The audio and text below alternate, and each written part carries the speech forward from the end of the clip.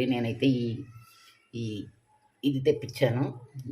Last time కూడా ఇలాగే తెప్పించాను అంజాన్ నుంచి. ఇది వేస్తున్నాను ఈరోజు.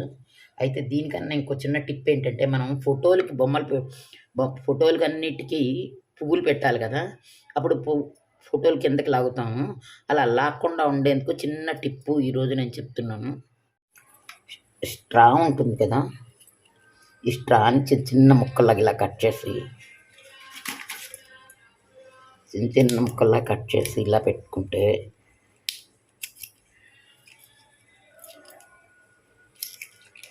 ఇలా ముక్కల్లా కట్ చేసుకోవాలి. ఇప్పుడు మా వారికి దేవుడు అంటే చాలా ఇష్టం అన్నమాట. దీనికి ఇదిగో ఈ పైన ఉంది కదా, ఈ పైన వరుసగా ఇట్లాగా ఫిట్ చేసేస్తాను.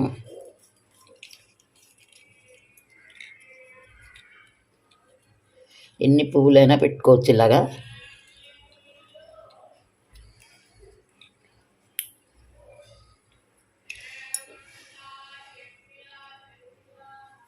ఇలా సెట్ చేశాక ఒక టేప్ తీసుకోవాలి.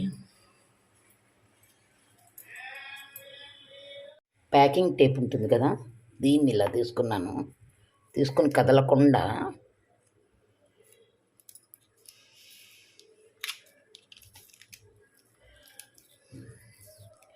అలా పెట్టి కట్ చేసేస్తాను.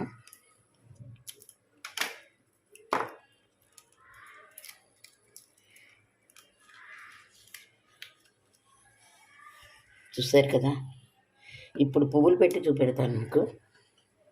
ఇలా వరుసగా పెట్టేశాను. దీనికి ట్యాప్ వేసేస్తాను. ఇలా వేసేసాను చక్కగా.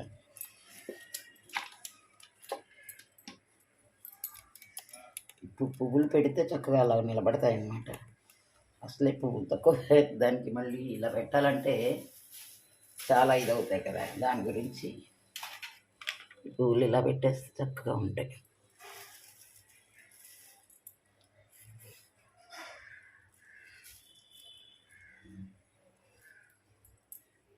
ఇలా అన్నిటికీ ఇలా పెట్టేస్తానండి. ఇలా పెట్టడం వల్ల పువ్వులు అలాగ నిలబడతాయి.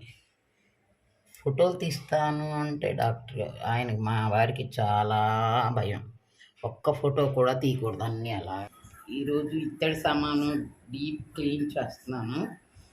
మీరందరూ కూడా చూడండి నేను ఎలా చేస్తానో. అయితే నేను ఒక లిక్విడ్ తీసుకొచ్చాను. ఇది చాలా ఉపయోగకరమైన లిక్విడ్. ఇదేంటంటే గోల్డ్, బ్రాస్ అన్నిటికీ కూడా ఉపయోగపడుతుంది అని చెప్పారు. Gold, brass, silver, copper, aluminium వీటన్నిటికీ కూడా ఇది. చూసారు కదా ఎంత నల్లగా అయిపోయాయి ఇవన్నీ. వీటన్నిటిని ముందుగా మనం ఏం చేయాలంటే వేడి నీళ్ళలో ఒకసారి నానబెట్టాలి.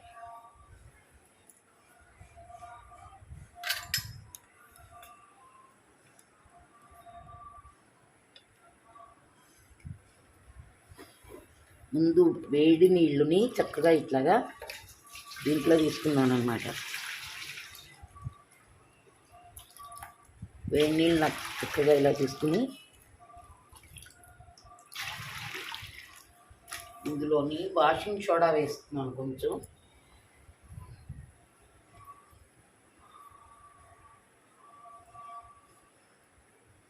ఇది వాషింగ్ సోడా, ఇది వేస్తున్నాను. కొంచెం సర్ఫ్ కూడా వేస్తున్నాను. వాషింగ్ సోడా, సర్ఫ్ రెండు కలిపి ఇలా వేస్తున్నాను. వేస్తే ఇది ఒక్కొక్కటి నల్లగా పట్టేస్తుంది కదా, ఇలా నానబెడతాను.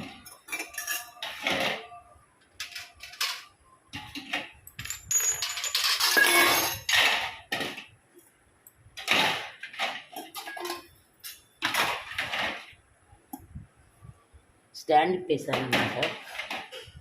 అలాగే ఇవి మనకి గిఫ్ట్లు రావడం, లేకపోతే మనమే కొంటూ ఉంటాం ఇలాంటివి. ఇవి ఒకంతటి తెల్లగా అలాంటి వాటికి ఒక్కసారి ఇలా డీప్ క్లీన్ చేస్తే తెల్లగా అయిపోతాయి.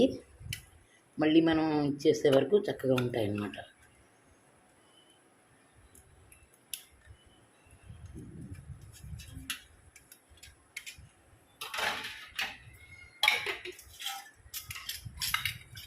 ఇదిగోండి, ఈ హారతికర్పూరం వెలిగించేది, అగరత్తులు వెలిగించేవి, చిన్న చెంబు, ఇవి వెండి కుందులే ఇలా అయిపోయాయి నల్లగా.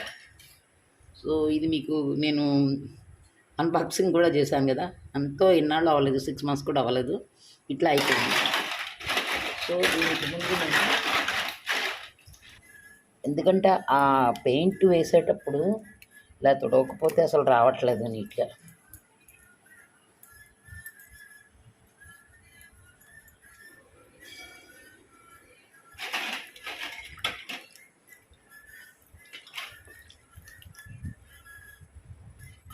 చూశారు కదా, ఈ రెండు కూడా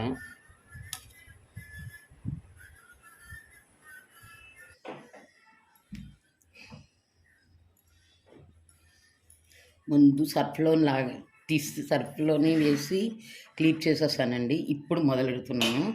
ఇది తీసుకున్నాను, ఈ లిక్విడ్ తీసుకుంటున్నాను నేను. ఈ లిక్విడ్ని ముందు బాగా షేక్ చేయమన్నారు, బాగా షేక్ చేశాను నేను. బాగా షేక్ చేశాక కొంచెం థిన్ లేయర్గా వేయమన్నారు, థిన్ లేయర్గా వేస్తున్నాను నేను. ఫస్ట్ దీన్ని చూద్దాం, దీనికైతే కొంచెం థిన్ లేయర్గా వేస్తున్నాను.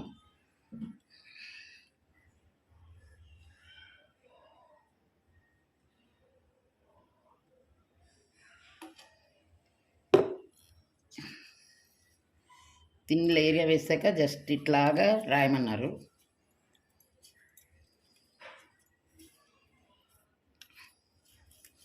స్మెల్ అయితే బాగాలేదండి, చాలా బ్యాడ్గా అనిపిస్తుంది స్మెల్. మరి ఇది ఎలా ఉంటుందో తెలియదు, కానీ స్మెల్ మట్టుకు బాగాలేదు. సో దీన్ని ఒక క్లాత్ తీసుకోమన్నారు, తీసుకుని ఇలాగా చేయమన్నారు.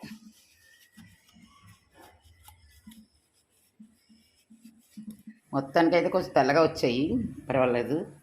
అయితే ఇంకా తెల్లగా రావాలి అంటే చాలా శ్రమ పడాలి. ఇంకో అరగంట నానబెట్టి మళ్ళీ తోముతాయి, తెల్లగా రావచ్చు. కానీ ఆ లిక్విడ్ ఉందే, అది మట్టుకు ఒక రకమైన బ్యాడ్ స్మెల్ వచ్చి ఇబ్బంది పెడుతుందండి. చూసుకుని వాడుకోవాలన్నమాట.